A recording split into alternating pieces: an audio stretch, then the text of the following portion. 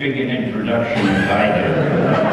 We'll talk later. I don't know. To be fair, I think in the contract I got 3 less sentences than you, so you're still the main guest. Also, how do you like me being an opening act? You know, the first guy to warm up the audience till the really good ones. Till the magician comes out. Yeah. That's the way it goes. Thank you guys for coming out at 9 o'clock in the morning in Las Vegas. Well, then thank you me for coming out this early. Oh.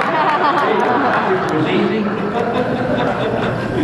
We'll get to you, Stanley. I'm afraid of that. So, Stan, you were born to the name Stanley Lieber. Stanley Martin Lieber. Stanley Martin Lieber. Okay. And then you changed your name to Stan Lee because there was this idea that comic books were sort of at the bottom of the cultural totem pole. So, can you just give us a little concept of what it was like to go into comics in the 1940s? Sure. Actually, I changed my name because the cops were after me. Okay. Another thing. In the 1940s, being in the comic book business, I was like Rodney Dangerfield. You got no respect.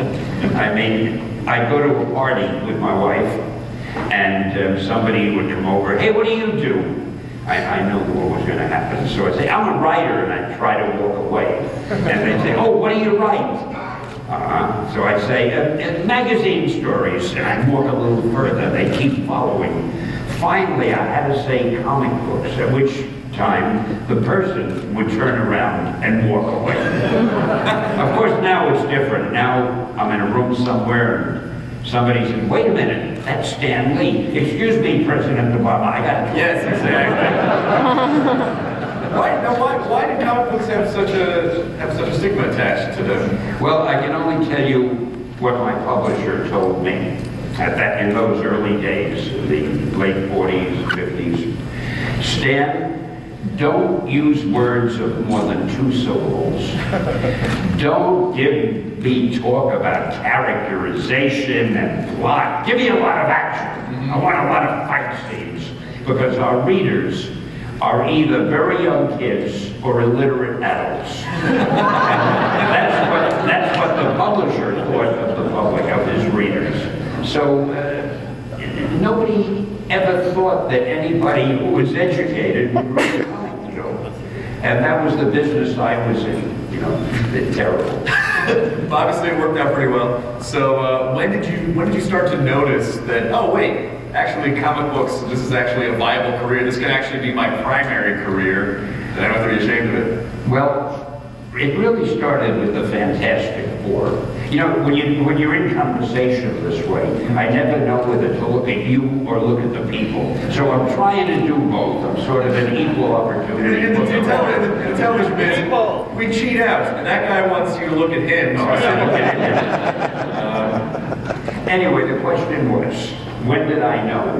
Yeah, I like to summarize these things for you. I know you have a short interest span. When did I realize that we were on? Wait a minute, aren't you Stanley? I'm sorry, I just want to check that for a second. We were on to something, right? It was after the Fantastic Four. That was the first book we did where I said, the hell with it. I'm going to try to let them talk like real people might talk and react to each other and have personalities and so forth. And I was trying to be realistic in the sense, if Johnny Storm, the Human Torch, don't go telling anybody, if Johnny Storm was going to drive a car, it wouldn't be a whiz-bang V8, it would be a Chevy Corvette. And if they were going to go to a movie, they wouldn't go to the Bijou, they'd go to the Radio City Music Hall. And they lived in the east side of downtown Manhattan and so forth, instead of Metropolis or Gotham City. I wanted to be realistic. Well, after a while, we started getting fan mail. Now, we had never had fan mail before. All of a sudden, I got letters written in crayon. Then, after a while, they were written in pencil. Then they were written in ink. Later on, I started getting some that were typed. And suddenly, the return addresses were from a high school and a college I said, we're on to something. Nice. And that's what happened. It was when the emails started coming in. And the first impressive thing that happened, I'll never forget 4 kids who were members of the Cleosophic Society, and I don't know what that means, from Princeton, came to the office, and they wanted to make me an honorary member of the Princeton Cleosophic Society. So I said, we have arrived. Comic books have now reached the proper level. I think creosote means crayon, right? Thanks very much. So, Couldn't there be some academician who was interviewing me? I'm sorry. oh, Stanley! In conversation with me is what I meant. He said this was going to happen. You know, I was going to bring this up a lot later in the interview, but I've been following your tweets as a loyal fan would, and That makes you a brigadier. See, I have my own brigade. I'm a brigadier. You're all welcome to join, but you have to start as privates. Later on, I may give you a battlefield promotion, but that comes in time. I think automatic promotion for getting in line at 8 o'clock in the morning at the convention center for everyone. But so I'm also friends with Craig Ferguson, and I talked to Craig last night, and I know that you guys have a Twitter war that is afoot. And I spoke to Craig so I could get a statement from him to see what he wanted to contribute. And Craig said, Stan, I respect your legacy, I respect your talent, and I will destroy you. Man doesn't know what he's up against. So, what were the early, I'm just curious to know what the early comic book conventions were like. What were the early Comic-Cons like? Oh, they were a lot different than they are today. I don't know how many of you have been to a comic book convention lately, but the way they used to be, they were all kids, little kids. And occasionally, you'd see an adult or two, the parents who the kids dragged to the place because they were too young to come by themselves. Now, all you see are grown-ups with a few kids that they couldn't leave at home because they couldn't get a babysitter. And it's a totally different thing. And if, for example, the biggest convention is the one in San Diego. They get over 150,000 people there, I think. And it's all movie people, television people, media people. You wouldn't understand that. I don't know what those words are.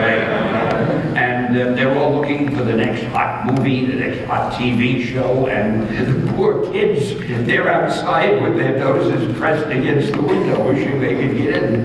Do you think that's, I mean, I know it's good for the business as a whole, but do you think it's bad in the sense that, you know, comic books aren't necessarily, you know, an underground phenomenon anymore? They are so mainstream and corporate. I mean, is that good? Is it bad? What do you think? I don't know. I don't think it's bad because people can, young people, old people, they can still buy them and read them and they can still enjoy them. And I was exaggerating a little bit. They can still go to comic book conventions no matter what their age. When you say corporate, they were always corporate. I mean, comic books, even in the early rotten days, were owned by companies, you know, by corporations. It's just that now, they're more respected because everybody realizes if I read a comic book and I think it's good, there's a good chance it'll be a $200 million movie in another 10 years. That's the thing. It seems like, you know, when you were first making comic books, you obviously weren't thinking, I wonder how this is going to look in a shot. Like you were just trying to tell a story. How do you know what I was thinking? I own a TARDIS. I traveled back in time and spoke to you 60 years ago. TARDIS, 3 people, Doctor Who. So, I mean, what's your process like when when you're sitting down to, you know, when you come up with this character, any character, what's the process? Does it just kind of come to you in the shower, or do you sit down and say, I'm going to make one of the biggest comic book heroes ever today? Well, years ago, when I thought of things, I wasn't thinking it would be one of the biggest comic book heroes. I was thinking, I hope the book sells, so I'll keep my job and I'll be able to pay my rent every month. And that was about as far as your aspirations went in those days. Now, of course, if I think of something, I say, hey, this would make a good movie, and I think it'll be a great line of toys, and a TV series is certain to follow. And, you know, you think of a little bit higher level. This guy would look great on jammies.